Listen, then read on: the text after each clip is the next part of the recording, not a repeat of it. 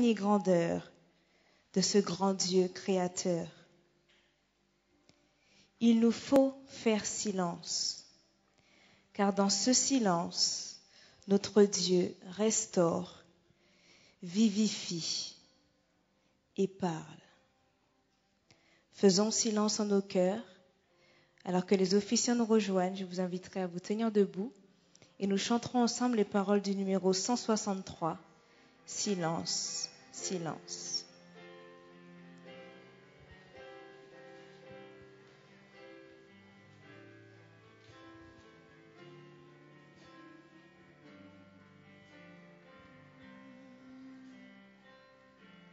Silence,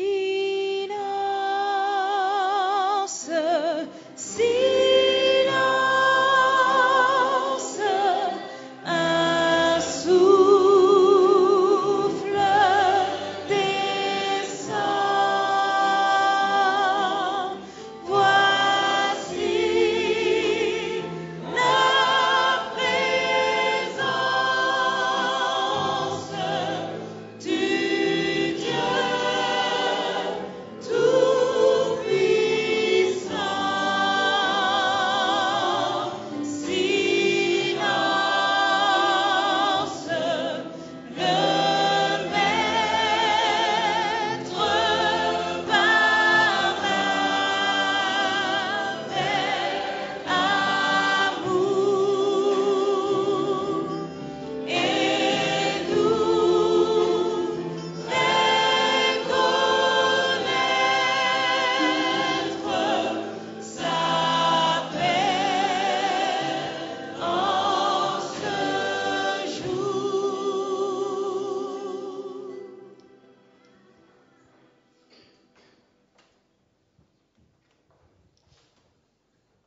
Invoquons la présence de notre Seigneur. Gloire à Dieu notre Créateur, gloire à Jésus-Christ notre Sauveur, et gloire à l'Esprit Saint notre Consolateur. Ô tendre Père, reçois favorablement les paroles de nos bouches et les sentiments de nos cœurs. Amen.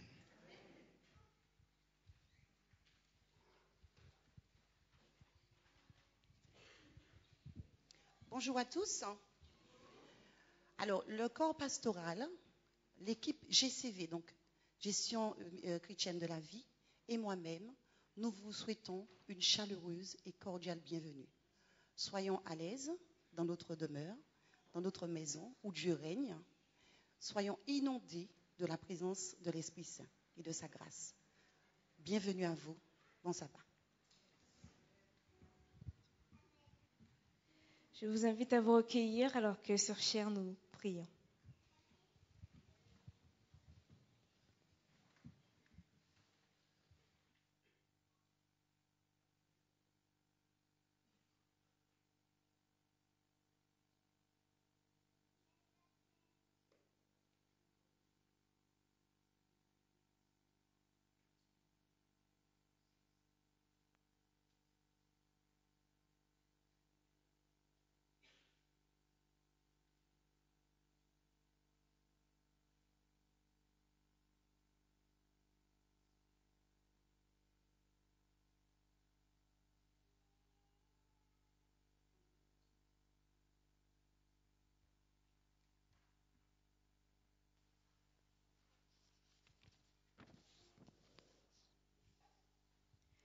Pour tout ce que tu es, reçois la gloire.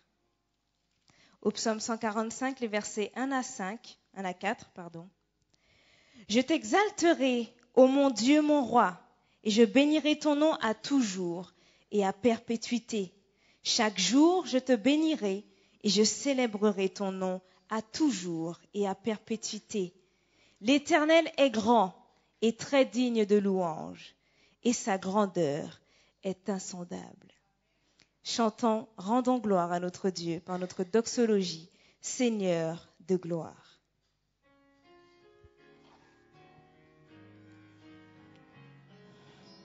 Seigneur de gloire, nous t'acclamons, tu es digne d'être loué. Seigneur de gloire, nous t'élevons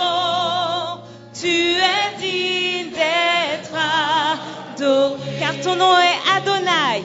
Car ton nom est Adonai. Car ton nom est Shaddai. Nous élevons nos voix pour t'adorer, Seigneur. Car tu es digne d'être loué. Car ton nom est Adonai. Car ton nom est El Shaddai. Nous élevons nos voix pour t'adorer, Seigneur.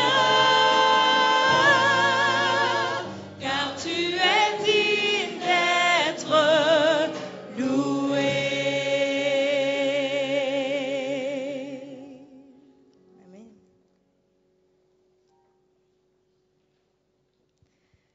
Viens tel que tu es. Cette phrase démontre une démarche, la volonté de. Il nous faut venir. Ensuite, venir tel que nous sommes, tel que tu es et tel que je suis. C'est-à-dire que j'accepte de me voir tel que je suis, avec mes erreurs, mes défauts. J'accepte de voir où est mon départ et surtout savoir où je vais. J'accepte mes défauts. Je réalise mon état. Mais mon Dieu veut de moi, et ce, avec mon état. Tel que je suis, je viens à lui, car je sais qu'il peut et qu'il veut me rendre meilleur. Il m'a créé à son image. Il désire que je vive tel quel. Viens à moi aujourd'hui et je te donnerai du repos, le pardon, la guérison, la joie. Quel Dieu merveilleux et miséricordieux nous servons. Et je crois en ce pardon qu'il t'accorde et qu'il nous accorde grâce au don de Jésus-Christ. Nous venons tels que nous sommes, Seigneur.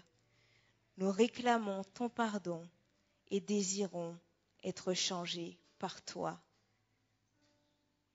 Amen. Chantons ensemble au numéro tel que je suis, sans rien à moi. Au numéro 224.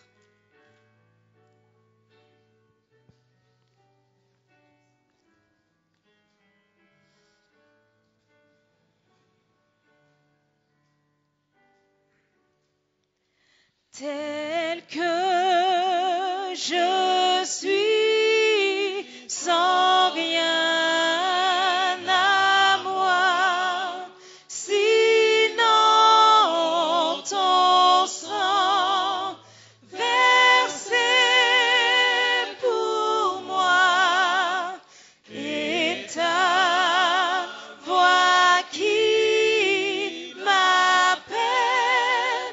À toi, agneau de Dieu, je viens,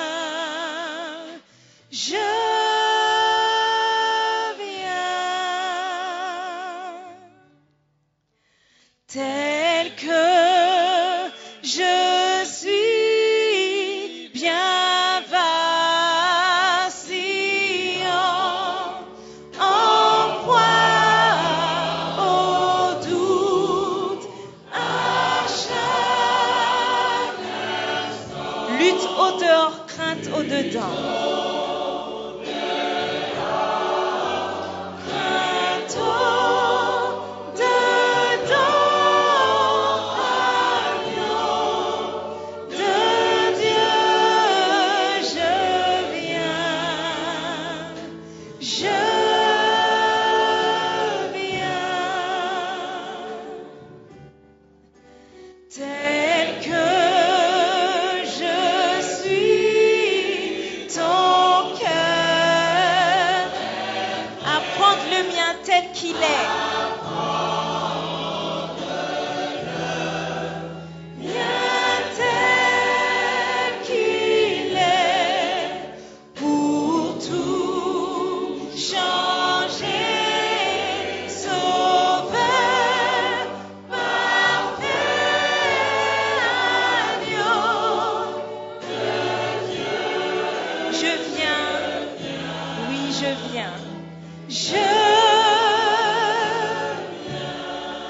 tel que je suis ton grand amour, tel que je suis ton grand amour, à tout pardonner,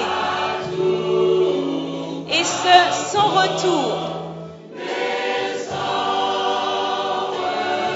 Je veux être à toi dès ce jour.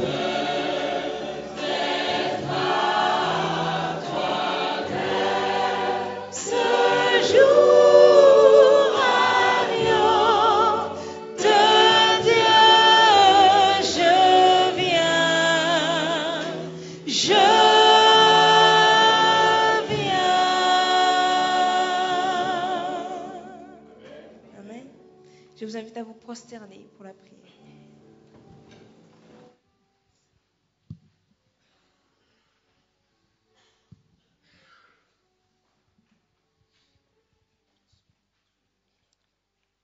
Gloire à toi, notre Dieu créateur. Gloire à toi, car tu nous permets aujourd'hui de nous retrouver en ton saint jour, Seigneur. Jour que tu as mis à part dès la fondation du monde. Jour de délices et de bénédiction. Jour de grâce et de miséricorde, Seigneur. Merci, car ici, ton peuple ici, prosterné devant toi, te rend un culte, et nous souhaitons, Seigneur, que ce culte te soit agréable. C'est pour cela, Seigneur, qu'ici, prosternés devant toi, nous réclamons le pardon. Nous réclamons, Seigneur, que tu puisses déverser sur chacun de nous ton sang précieux, ton sang qui purifie, ton sang qui justifie et ton sang qui guérit, Seigneur, sur chacun de nous, au nom de Jésus. Père, merci pour le sacrifice de ton Fils, car nous savons qu'à travers Jésus, tu nous justifies et tu nous déclares justes, Seigneur. Merci pour tout ce que tu opères dans nos vies. Je te dis aussi, Seigneur, de continuer cette œuvre que tu as entreprise dans le cœur de chacun de nous. Et nous avons l'assurance que tu l'emmèneras, Seigneur, jusqu'à la fin, car tu nous l'as promis dans ta parole, Seigneur. Nous te prions pour les autorités de ce pays. Nous te prions aussi pour les autorités dans le monde, pour nos dirigeants, nos patrons, pour tous ceux aussi qui cherchent un emploi, afin de pouvoir te rendre les dîmes et les offrandes, Seigneur. Nous te prions, Père, pour tous ceux aussi qui souffrent. Nous voici qui sommes ici, tels que nous sommes, nus, Seigneur. Nous savons au fond de nous que nous ne pouvons rien te cacher. Tu connais les choses qui empêchent que nous puissions te donner un cœur sans partage. Nous te demandons, Seigneur, de les briser au nom de Jésus. Que toutes ces idoles, Seigneur, puissent être détruites et que toi seul puisses régner en maître et sans partage dans les cœurs de chacun. Père, nous te prions pour ton serviteur Olivier Yankamala. C'est toi qui l'as choisi afin de pouvoir porter le pain de vie à ton peuple. Puisses-tu préparer les cœurs de chacun pour recevoir ta parole. Puisses-tu nous aider à prendre conscience que tu attends de chacun de nous que nous puissions avoir une gestion chrétienne de la vie efficace afin de pouvoir porter des fruits pour ton nom. Nous savons que nous avons reçu tout de toi et qu'en toi nous avons tout, Seigneur. Malgré nos soucis, nos tribulations et nos difficultés, nous savons que nous avons l'essentiel qui est d'avoir Jésus-Christ dans nos vies. Et cela fait la différence, Seigneur. Je te prie pour les internautes qui nous regardent en ce matin. Je te prie aussi pour tous ceux qui viennent ici peut-être pour la première fois. C'est toi qui as guidé les pas jusqu'ici, Seigneur. Toi seul peux les convaincre de péché, de justice et de jugement, Seigneur. Je sais que tu as voulu qu'ils soient ici présents afin de pouvoir se rendre compte qu'il y a un Dieu qui dirige toutes choses et qu'avec toi, Seigneur, tu es la réponse à tous nos problèmes. Tu es celui qui est capable d'apporter la vie là où règne la mort. Tu es capable d'apporter la paix là où il y a la guerre dans les foyers. Tu es aussi capable d'apporter un travail pour tous ceux qui désespèrent à l'idée d'en trouver, Seigneur. Tu es la réponse à tous nos problèmes, Père. Merci pour ta grâce. Nous te prions aussi, Seigneur, de bénir les dîmes et les offrandes que nous allons t'apporter, Seigneur. Que ces offrandes et ces dîmes puissent se multiplier pour l'avancement de ta cause et pour que l'évangile soit prêché dans le monde entier, Seigneur. Je te prie de donner aux dirigeants de ton Église, que ce soit local ou mondial, que tu puisses leur accorder, nous accorder à tous la sagesse, l'humilité et l'amour du prochain de façon à pouvoir témoigner que Dieu règne dans les cœurs et qu'à travers de Dieu, la bannière de Dieu, c'est l'amour, Seigneur. Que ton nom soit glorifié et exalté. C'est au nom de Jésus que nous t'avons prié pour ta gloire. Amen.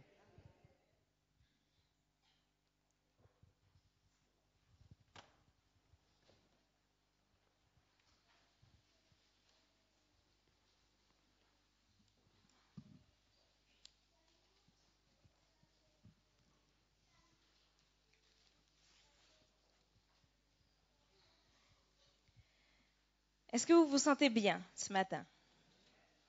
Amen. Grâce à Dieu. Alors ce matin, je vais profiter pour vous raconter un peu ma vie, en quelque sorte. Mais ce serait plutôt des témoignages qui serviraient à fortifier votre foi, n'est-ce pas? Voilà. Alors tout d'abord, je voudrais commencer par le permis. Vous savez ce que c'est quand on est jeune, le permis?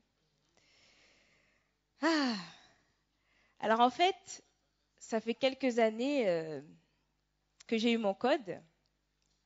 Mais vous savez, lorsqu'on a le code, c'est 3 ans, d'accord, pour aller au permis.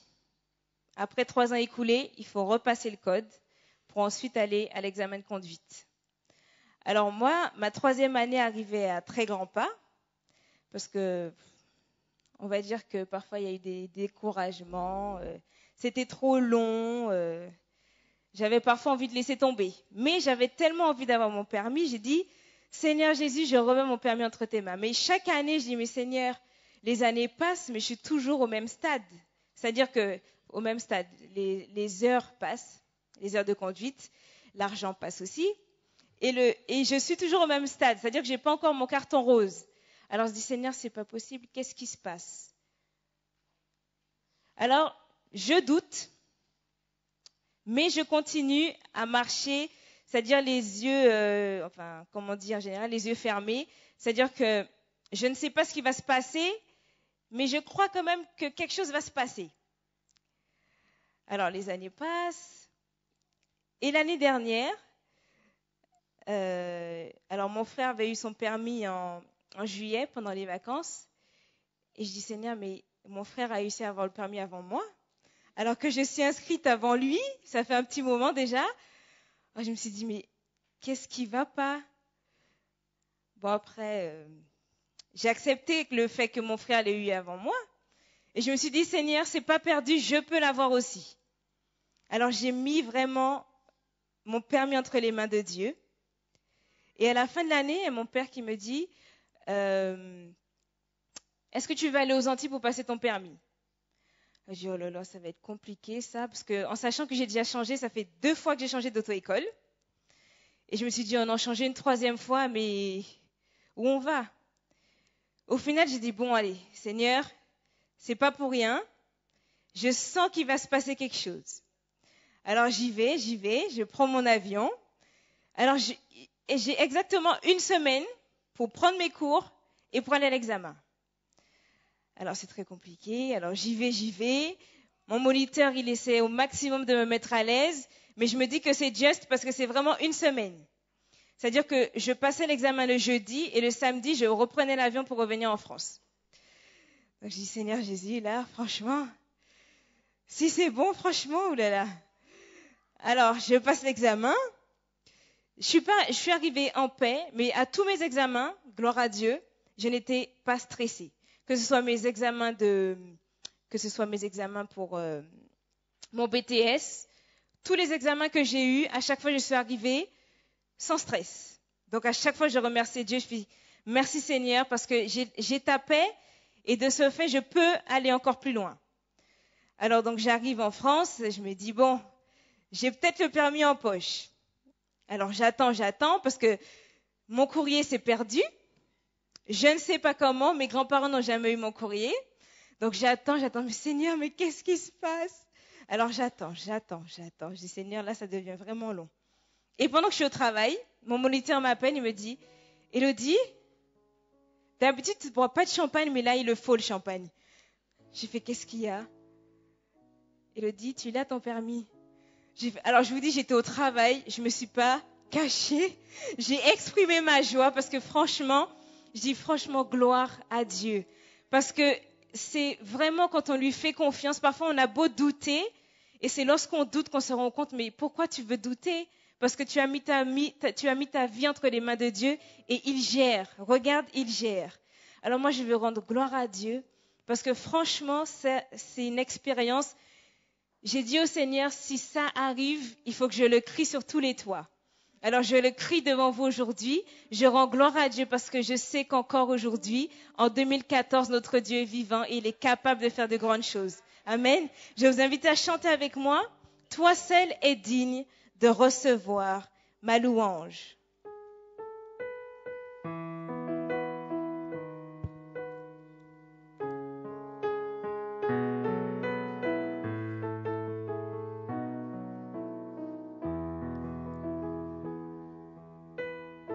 L'immensité de ta grandeur me montre que je ne suis rien. Mais quand tu façonnais la terre, j'étais déjà près de ton cœur. Tu m'aimais avant que je sois.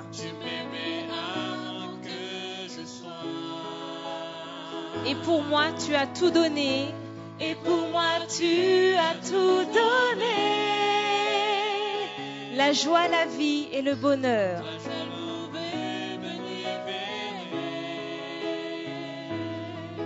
C'est pourquoi je veux t'adorer. Toi seul est digne. Toi seul est digne.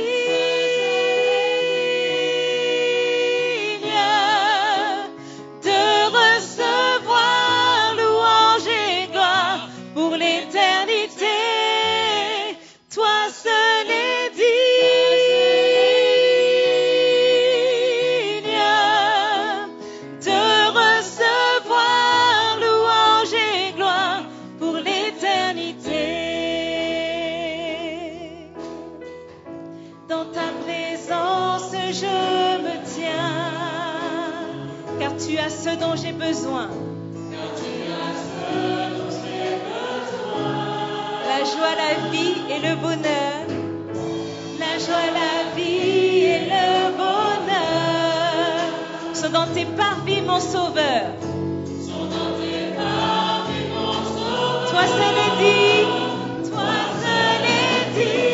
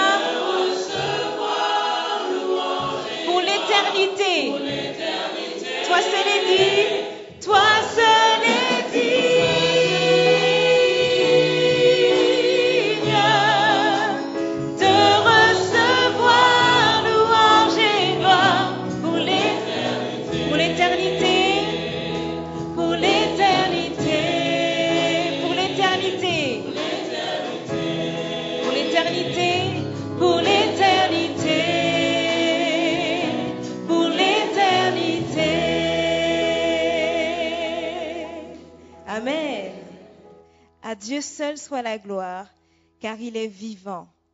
Chantons béni, béni, béni soit le nom du Dieu vivant.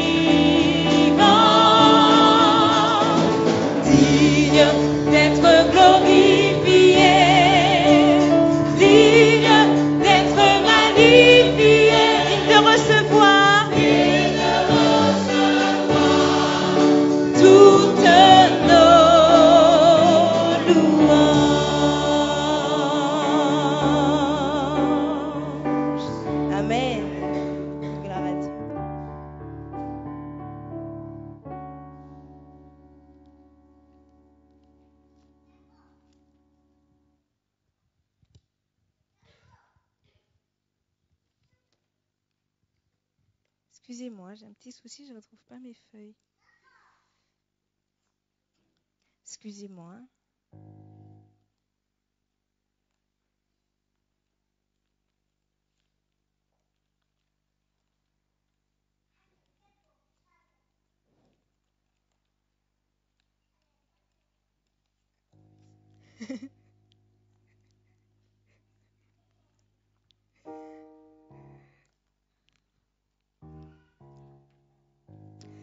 Voici venu le moment des dîmes et des offrandes. Nous savons à quel point notre Dieu est fidèle envers nous. Chaque jour, il nous le démontre, n'est-ce pas?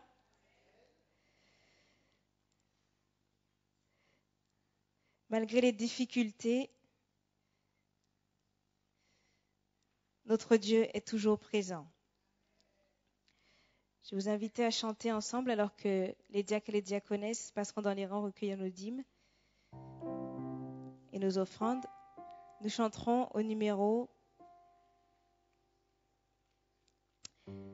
493.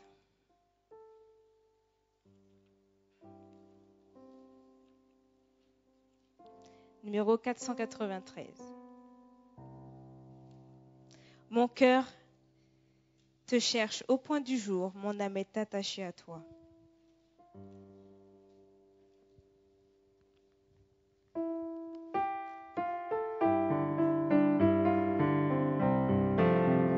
Mon cœur te cherche au point du jour, ô Jésus, mon ami suprême, toi qui m'as tant aimé, je t'aime, et je vis de ton amour.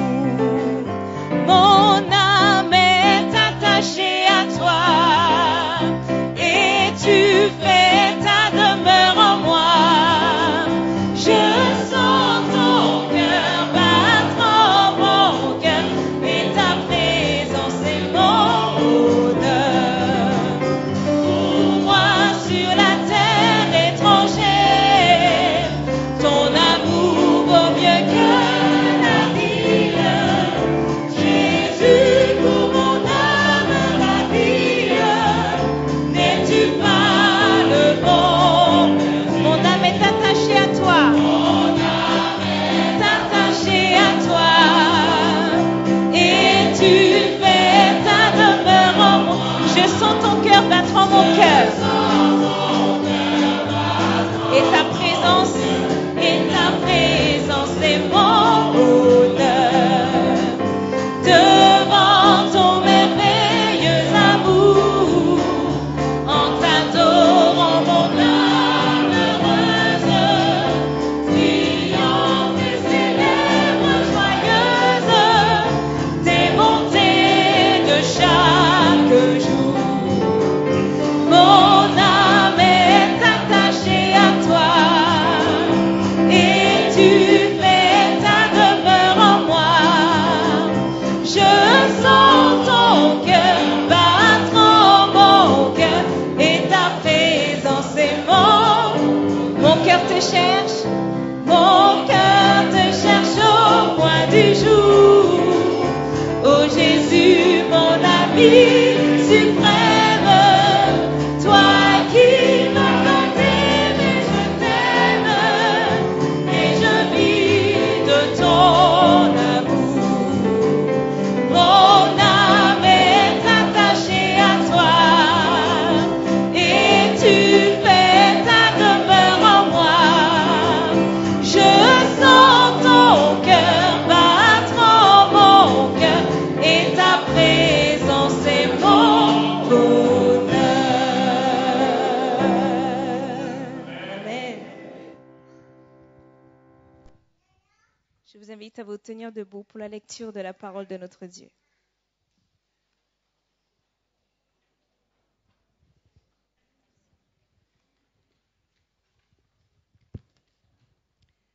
Le texte de base se trouve dans 2 Corinthiens 9, verset 8. Et Dieu peut vous combler de toutes sortes de grâces, afin que possédant toujours en toutes choses de quoi satisfaire à tous vos besoins, vous ayez encore en abondance pour toute bonne œuvre. Amen. Alors, aujourd'hui, pour ceux qui le savent, excusez-moi, asseyez-vous. Aujourd'hui, pour ceux qui le savent, c'est la journée GCV, donc Gestion chrétienne de la vie. Nous avons un invité de marque que nous allons accueillir. Je vous demande de lui faire un petit coucou pour qu'il se sente à l'aise. Il s'appelle Olivier. Alors, c'est un sabbat spécial aujourd'hui.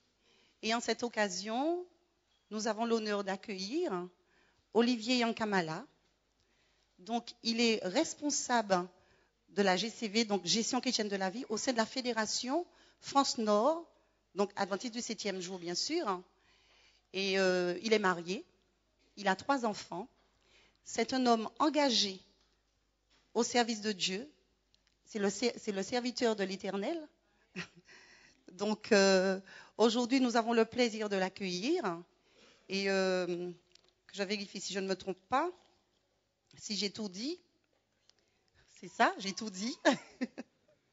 Donc, nous allons maintenant lui laisser la parole pour qu'il nous fortifie un petit peu, pour nous passer le message que Dieu lui a inspiré pour l'édification de chacun. Donc, je passe la parole à notre frère.